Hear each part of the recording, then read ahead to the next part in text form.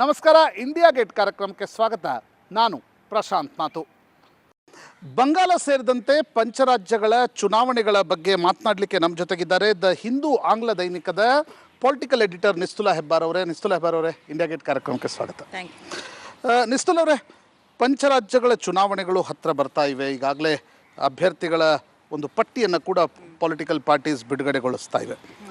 ಬಂಗಾಳವನ್ನು ನೋಡಿದಾಗ ಬಂಗಾಳದ ಚುನಾವಣೆ ಪ್ರಾಯಶಃ ಮಹತ್ವಪೂರ್ಣ. ಯಾಕಂದರೆ 30 ವರ್ಷಗಳ ಎಡಪಕ್ಷಗಳ ಆಡಳಿತವನ್ನು ಕೊನೆಗಾಣಿಸಿ ಮಮತಾ ದೀದಿ 5 ವರ್ಷಗಳಿಂದ ಆಡಳಿತ ನಡೆಸ್ತಾ ಇದ್ದಾರೆ. ಮತ್ತೊಂದು ಬಾರಿ ಮ್ಯಾಂಡೇಟ್ ಕೇಳ್ತಾ ಇದ್ದಾರೆ. ಮಮತಾ ದೀದಿ ವಾಪಸ್ ಬರ್ತಕ್ಕಂಥ ಸಾಧ್ಯತೆಗಳಿವೆ? ಪೂರ್ಣತಾ ಸಾಧ್ಯ ಉಂಟು ಅವರಿಗೆ. ಈಗ ನೋಡಿದರೆ ತುಂಬ ಕಂಫರ್ಟಬಲ್ ಕಾಣ್ತಾ ಇದ್ರು ಅವರು. ಮಾತ್ರ ಈ ಚುನಾವಣೆಯಲ್ಲಿ ಎಲ್ಲರಿಗಿಂತ ಜಾಸ್ತಿ ಇಂಟ್ರೆಸ್ಟಿಂಗ್ ಪಾಯಿಂಟ್ ಅಂದರೆ ಕಾಂಗ್ರೆಸ್ ಮತ್ತು ಲೆಫ್ಟ್ ಟ್ರೆಡಿಷ್ನಲ್ ಅವರು ಪೊಲಿಟಿಕಲ್ ಅಪೋನೆಂಟ್ಸ್.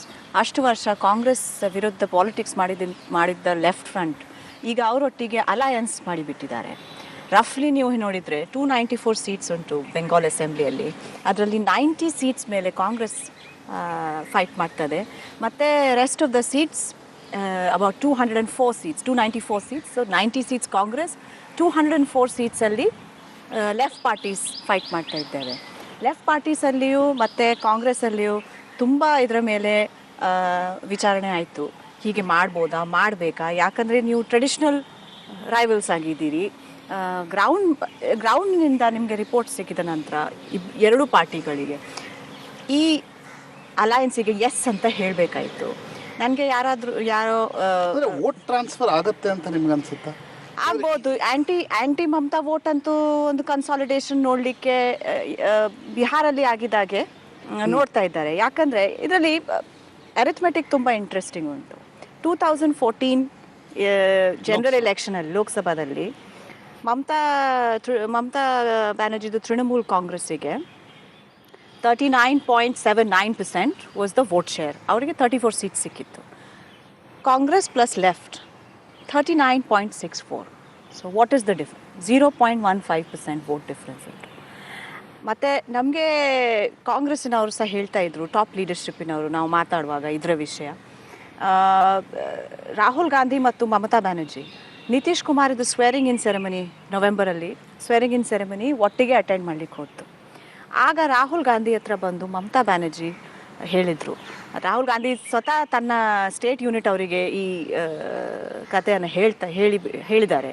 ಅವರ ಕೈ ಹಿಡ್ಕೊಂಡು ಹೇಳಿದರು, ನೀವು ಲೆಫ್ಟ್ ಒಟ್ಟಿಗೆ ಹೋಗಬೇಡಿ. ಅಂದರೆ ಅವರಿಗೂ ಸ್ವಲ್ಪ ನರ್ವಸ್ನೆಸ್ ಉಂಟು. ಇದು ಕನ್ಸಾಲಿಡೇಷನ್ ಅವರ ಅಗೇನ್ಸ್ಟ್ ವೋಟನ್ನು ಕನ್ಸಾಲಿಡೇಟ್ ಮಾಡಲಿಕ್ಕೆ ನೋಡ್ತಾ ಇದ್ದಾರೆ ಆಪೋಸಿಷನ್ನವರು.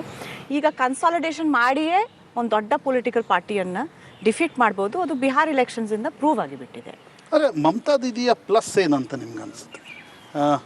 ಕಳೆದ 5 ವರ್ಷಗಳ ಆಡಳಿತದ ನಂತರವೂ ಕೂಡ ಆ್ಯಂಟಿ ಇನ್ಕಂಬನ್ಸಿ ಕಡಿಮೆ ಮಾಡ್ಕೊಳ್ತಾ ಒಂದು ಜನಪ್ರಿಯತೆಯನ್ನು, ವೈಯಕ್ತಿಕ ಜನಪ್ರಿಯತೆಯನ್ನು ಮಮತಾ ಉಳಿಸ್ಕೊಂಡಂತೆ ಬಂಗಾಳದಲ್ಲಿ ಕಾಣ್ತಾ ಇದೆ. ನೋಡಿ, 35 ಇಯರ್ಸ್ ನಂತರ ಲೆಫ್ಟನ್ನು ಡಿಸ್ಪ್ಲೇಸ್ ಮಾಡಿ ಅವರು ಗೌರ್ಮೆಂಟ್ ಫಾರ್ಮ್ ಮಾಡಿದ್ರಲ್ಲಿ. That came on the back of very strong mass movement, Nandigram land acquisition. Mamata Banerjee ಒಂದು ಮ್ಯಾಸ್ ಲೀಡರ್, ಅವರಿಗೆ ಮ್ಯಾಸ್ ಬೇಸ್ ಉಂಟು. ಅವರು ಸುಮಾರೆಲ್ಲ ಬೆಂಗಾಲಿದು ಪೊಲಿಟಿಕಲ್ ರಿಯಾಲಿಟೀಸನ್ನು ಸುಮಾರು ವರ್ಷದಿಂದ ಸ್ಟ್ರಗಲ್ ಮಾಡಿ ಅರ್ಥ ಮಾಡ್ಕೊಂಡಿದ್ದಾರೆ. 18% ಮುಸ್ಲಿಂ ಪಾಪ್ಯುಲೇಷನ್ ಉಂಟು. ಅದನ್ನು ಅವ್ರು ತುಂಬ ಒಳ್ಳೆಯದಲ್ಲಿ ಅರ್ಥ ಮಾಡಿ ತುಂಬ ಸಪೋರ್ಟ್ ತಗೊಂಡಿದ್ದಾರೆ ಅದರ ವಿಷಯದಿಂದ. ಸೆಕೆಂಡ್ಲಿ, ಸುಮಾರೆಲ್ಲ CPM ಕಾಡರ್, ಯಾಕಂದರೆ ಕಾಡರಿಂದ ನಡೀತಾ ಇತ್ತು ಪಾರ್ಟಿ. ಆ CPM ಕಾಡರ್ ಇವ್ರ ಹತ್ರ ಬಂದುಬಿಟ್ಟಿದೆ ಆ ಲ್ಯಾಂಡ್ ಅಜಿಟೇಷನ್ ನಂತರ. ಸೊ ತುಂಬ ಸಪೋರ್ಟ್ CPM ಇದು ಇರೋಡ್ ಆಗಿದೆ. CPM ಇದು 2004 to 2009 ಅಲಯನ್ಸ್ ಇತ್ತು UPA ಗೌರ್ಮೆಂಟ್ ಒಟ್ಟಿಗೆ. ಅದರ ನಂತರ ಸ್ವಲ್ಪ ಇರೋಡ್ ಆಗಿಬಿಟ್ಟಿದೆ. ಮತ್ತು ಜನ್ರೇಷನ್ ಚೇಂಜ್ ಆಯಿತು CPM ಒಳಗೆ. ಪ್ರಕಾಶ್ ಕಾರಾಟ್ ಬಂದರು. ಅದರ ನಂತರ ಸಹ ಸ್ವಲ್ಪ ಘರ್ಷಣೆ ಆಗಿದೆ ಪಾರ್ಟಿಯಲ್ಲಿ. ಇನ್ಫ್ಯಾಕ್ಟ್ ಇದು ಕಾಂಗ್ರೆಸ್ ಒಟ್ಟಿಗೆ ಹೋಗಬೇಕಾ ಇಲ್ವಾ ಅಂತ ನಾವು ಹನ್ನನ್ ಮೊಲ್ಲ ಹತ್ರ ಮಾತಾಡಿದ್ವಿ. ಅವ್ರು senior left front leader west ಬೆಂಗಾಲಿದು. ಅವರು ಅಪೋಸ್ ಮಾಡಿದರು. ಮಾತ್ರ ಅವ್ರು ಹೇಳಿದರು, ನಮ್ಮ ವರ್ಕರ್ಸ್ ಇದು ಅಷ್ಟು ಪ್ರೆಷರ್ ಉಂಟು, ಅವ್ರು ನೋಡ್ತಾ ಇದ್ದಾರೆ ತೃಣಮೂಲ್ ಕಾಂಗ್ರೆಸ್ ಕಾಡರ್ ಇದು ಸ್ಟ್ರೆಂತ್, ಆ ಸ್ಟ್ರೆಂತನ್ನು ಬೀಟ್ ಮಾಡಲಿಕ್ಕೆ ಒಂದು ಕನ್ಸಾಲಿಡೇಷನ್ ಆಗಲೇಬೇಕು ಅಂತ. ಅಷ್ಟು ಸ್ಟ್ರೆಂತ್ ಅವರು ತಗೊಂಡಿದ್ದಾರೆ BJPಯ ಸ್ಥಿತಿ ಏನು? ಯಾಕಂದರೆ BJP ಲೋಕಸಭಾ ಚುನಾವಣೆಯ ಸಂದರ್ಭದಲ್ಲಿ ಕೋಲ್ಕತ್ತಾ ಮುನ್ಸಿಪಲ್ ಕಾರ್ಪೊರೇಷನ್ವರೆಗೂ ಕೂಡ ಸಾಕಷ್ಟು ಉತ್ಸಾಹದಲ್ಲಿತ್ತು. ಕಾರ್ಪೊರೇಷನ್ ಚುನಾವಣೆಯಲ್ಲಿ ಏನೂ ಗಿಟ್ಲಿಲ್ಲ, ನಂತರ ಒಂದು ರೀತಿಯ ನಿರುತ್ಸಾಹದ ವಾತಾವರಣ ಇದೆ. BJPದು ಪ್ರಾಬ್ಲಮ್ ಟ್ಯಾಕ್ಟಿಕಲ್ ಮೂವ್ ಏನು ಟ್ಯಾಕ್ಟಿಕಲ್ ಮೂವ್ ಇಲ್ಲ.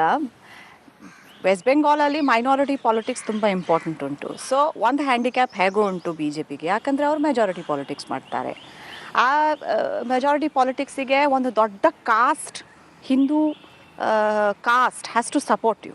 ಅದನ್ನು ಇವರು ಐಡೆಂಟಿಫೈ ಮಾಡಲಿಕ್ಕೂ ಆಗಲಿಲ್ಲ, ಅವರಿಗೆ ಅವರ ಸಪೋರ್ಟು ಗೆಲ್ಲಲಿಕ್ಕಾಗಲಿಲ್ಲ.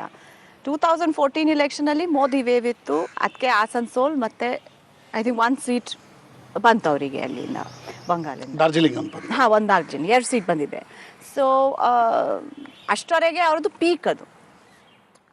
ಆ ಪರ್ಫಾರ್ಮೆನ್ಸನ್ನು ಅದಕ್ಕೆ ಅವರ ಪೀಕ್ ಕೇಳ್ಬೋದು. ಅದರ ನಂತರ ವೆಸ್ಟ್ ಬೆಂಗಾಲ್ ಗೌರ್ಮೆಂಟ್ ಮತ್ತು ತೃಣಮೂಲ್ ಕಾಂಗ್ರೆಸ್ಸನ್ನು ಕಾರ್ನರ್ ಮಾಡಲಿಕ್ಕೆ ನೋಡಿದ್ರು ಅವರು ಶಾರದಾ ಚಿಟ್ ಸ್ಕ್ಯಾಮಲ್ಲಿ. ರಾಜ್ಯಸಭೆಯಲ್ಲಿ ಇವರ ನಂಬರ್ಸ್ ಪೊಸಿಷನ್ ಒಳ್ಳೆಯದಿಲ್ಲ ಸೆಂಟ್ರಲ್ ಗೌರ್ಮೆಂಟಲ್ಲಿ. ಪುನಃ ತೃಣಮೂಲ್ ಕಾಂಗ್ರೆಸ್ ಹತ್ರ ಹೋಗಿ ಸಪೋರ್ಟ್ ಬೇಡಬೇಕಾಯ್ತು. ಸೊ ಅಷ್ಟು ಡೆಡಿಕೇಶನಿಂದ ಅಲ್ಲಿ ಆಪೋಸಿಷನಲ್ ಪಾಲಿಟಿಕ್ಸ್ ಸ್ಟೇಟ್ ಗೌರ್ಮೆಂಟಲ್ಲಿ ಮಾಡಲಿಕ್ಕೆ ಅವರಿಗೆ ಆಗಲಿಲ್ಲ. ಯಾಕಂದರೆ ರಾಜ್ಯಸಭೆಯಲ್ಲಿ ಅವರಿಗೆ ಅವರ ತೃಣಮೂಲ್ ಕಾಂಗ್ರೆಸ್ ಸಪೋರ್ಟ್ ಬೇಕು, GST ಮೇಲೆ ಸಪೋರ್ಟ್ ಬೇಕು. Trinamool Congress was one of the first parties GST ಮೇಲೆ ಕಾಂಗ್ರೆಸ್ಸಿಗೆ ಗೌರ್ಮೆಂಟಿಗೆ ಸಪೋರ್ಟ್ ಮಾಡುವಂಥ ಪಾರ್ಟಿ. ಸೊ ಅದೆಲ್ಲ ನೋಡಿ ಅವ್ರು ಸ್ವಲ್ಪ ಹಿಂದೆ ಬಿತ್ತು. ಇದು ಈ ಇಡೀ ಬೆಂಗಾಲದ ಚುನಾವಣೆಯ ಇಂಪ್ಯಾಕ್ಟ್ ರಾಷ್ಟ್ರ ರಾಜಕಾರಣದ ಮೇಲೆ ಏನು ಅಂತ ನಿಮ್ಗೆ ಅನ್ಸುತ್ತೆ? ಯಾಕಂದರೆ ಈಗ ಎಡಪಕ್ಷಗಳು ಮತ್ತು ಕಾಂಗ್ರೆಸ್ ಮೈತ್ರಿ ಮಾಡಿಕೊಂಡಿವೆ, ಮಮತಾ ಅದರ ವಿರುದ್ಧ ಇದ್ದಾರೆ.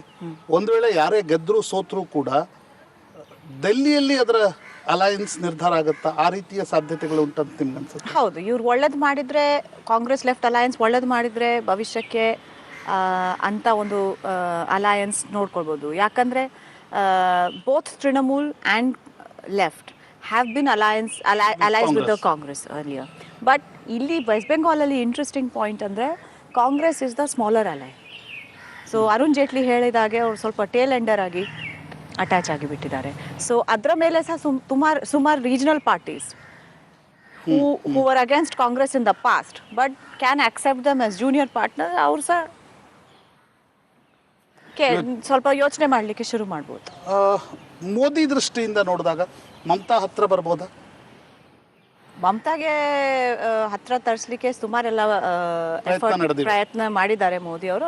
ಅದು ವರ್ಕ್ಸ್ ಆಗಿದೆ. ಒಂದು I think very important social ಸೆಕ್ಟರ್ದು ಯಾವುದೋ ಪ್ರೋಗ್ರಾಮ್ ಇತ್ತು, ಐ ಥಿಂಕ್ ಫೈನಾನ್ಷಿಯಲ್ ಇನ್ಕ್ಲೂಷನ್ ಇದು. ಅದು ಕಲ್ಕತ್ತಾಕ್ಕೆ ಹೋಗಿ ಅವರು ಲಾಂಚ್ ಮಾಡಿದ್ರು. ಸುಮಾರೆಲ್ಲ ಫೈನಾನ್ಷಿಯಲ್ ಹೆಲ್ಪ್, ಯಾಕಂದರೆ ವೆಸ್ಟ್ ಬೆಂಗಾಲದು ಫೈನಾನ್ಷಿಯಲ್ ಸಿಚುವೇಶನ್ ತುಂಬ ಹಾಳುಂಟು, ತುಂಬ ಡೆಟ್ ಉಂಟು ಆ ಸ್ಟೇಟ್ ಗೌರ್ಮೆಂಟಿಗೆ. ಸೊ ಸ್ವಲ್ಪ ರೀಸ್ಟ್ರಕ್ಚರ್ ಮಾಡಿ ಲೋನನ್ನು ಅದನ್ನು ಸಾಫ್ಟ್ ಲೋನ್ಸನ್ನು ರೀಸ್ಟ್ರಕ್ಚರ್ ಮಾಡಿ ಗೌರ್ಮೆಂಟ್ ಫೈನಾನ್ಸ್ ಮಿನಿಸ್ಟ್ರಿ ಹೆಲ್ಪ್ ಮಾಡ್ತಾ ಇದ್ದಾರೆ. ಸೊ ಅದೆಲ್ಲ ನಡೀತಾ ಉಂಟು. ಆ್ಯಂಡ್ ಈಗ BJPಗೆ ಗೊತ್ತುಂಟು, ಮೋದಿ ಅವ್ರಿಗೆ ಗೊತ್ತುಂಟು, ವೆಸ್ಟ್ ಬೆಂಗಾಲಲ್ಲಿ 1 ಸೀಟ್ ಸಹ ಬಂದರೆ BJPಗೆ ಅದು ಧಾರಾಳ. ಸೊ ರಾಜ್ಯಸಭಾದಲ್ಲಿ ಮಮತಾ ಬ್ಯಾನರ್ಜಿ ಖುಷಿಯಾಗಿರಬೇಕು. ಫ್ರೆಂಡ್ ಹುಡುಕ್ತಾ ಇದ್ದಾರೆ ಪ್ರೈಮ್ ಮಿನಿಸ್ಟರ್. ಹೌದು, ರಾಜ್ಯಸಭಾಗೋಸ್ಕರ.